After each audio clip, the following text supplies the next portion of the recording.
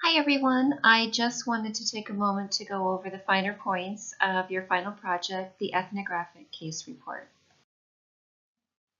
So what are the logistical things to keep in mind as you're writing your ethnographic case report? Well, we'll be using standard APA format. Your paper should be about 6 to 10 pages in length, and if you do go over that 10 pages, that's not a problem. Often students will write beyond that, perhaps write 11, 12 pages, just to be sure that they're including everything that they need to include in their case report.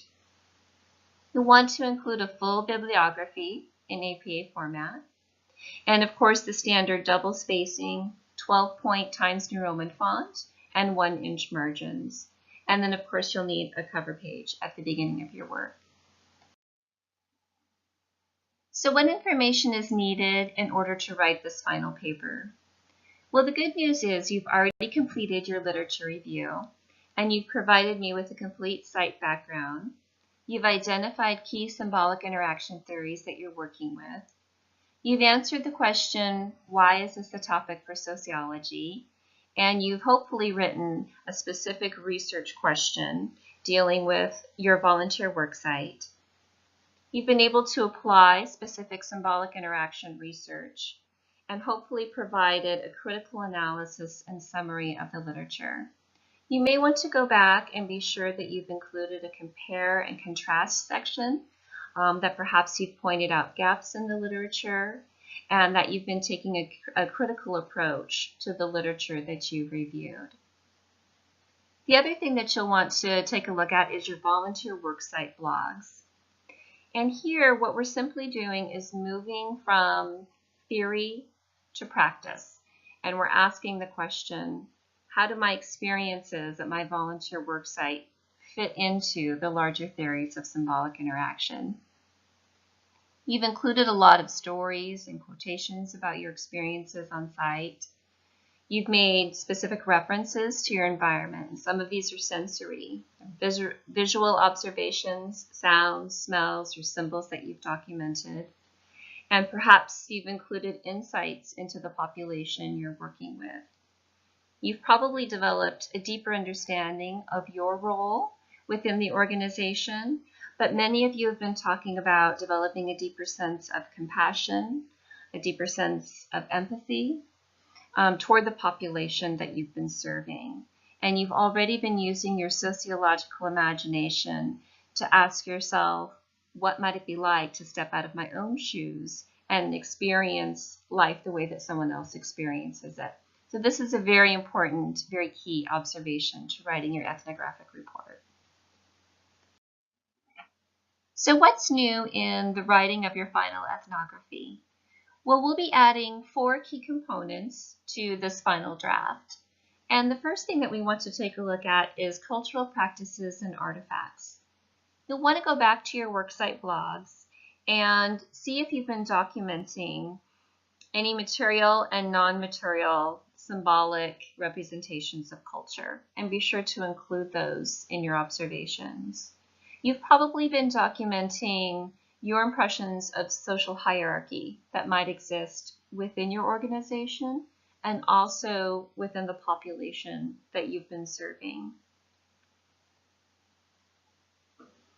We'll want to take a look at connotative and denotative language that you've documented as well. And this is simply the literal and symbolic meanings of language that you've been exposed to. These can be items that you've been reading in training manuals, for example. It could be coaching that you've received. It could be language that's used among staff members. And it can also be an analysis of language that's being used among the population that you're serving.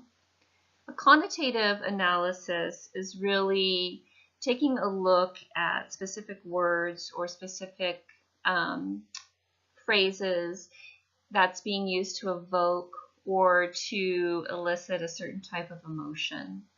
And so I want you to go back and take a look at some of those conversations and quotes that you have in your worksite blogs and see if you can tease out some of the connotative and denotative meaning of the language that's been used. We also want to take a look at cultural markers and power dynamics. And this is intended really to be a descriptive inventory of the power structure within your organization. Often when we think of a power structure, power dynamics, we tend to interpret it in a negative way. And I don't think that your analysis necessarily has to indicate that there are power dynamics in a negative way. What I'd like for you to do is to approach this by thinking about the different centers of power that exist within your organization and perhaps among the population that you serve as well. In other words, what do the different levels of power or expressions of power look like at your work site? And what is it that you observe about how certain power dynamics play out within the social environment?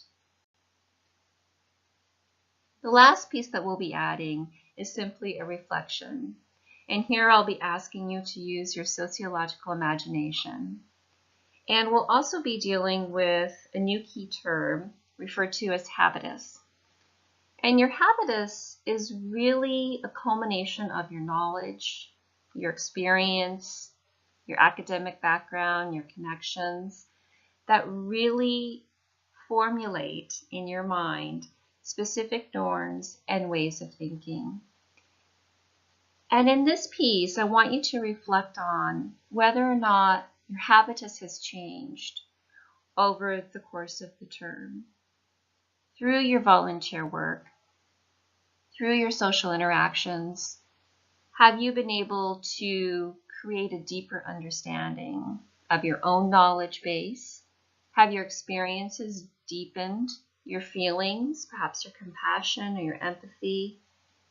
And have you been able to make vital connections, not only to what's going on within your organization, but also to the population that you've been serving?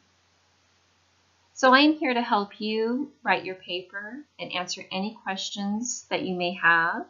I'm available to you by email. I'm happy to write back and forth with you. I'm also happy to arrange a time for us to meet and talk on the phone. And if you'd like me to review a draft, I'm very happy to do that as well. So please keep me in the loop and touch base if you need to. Thank you so much.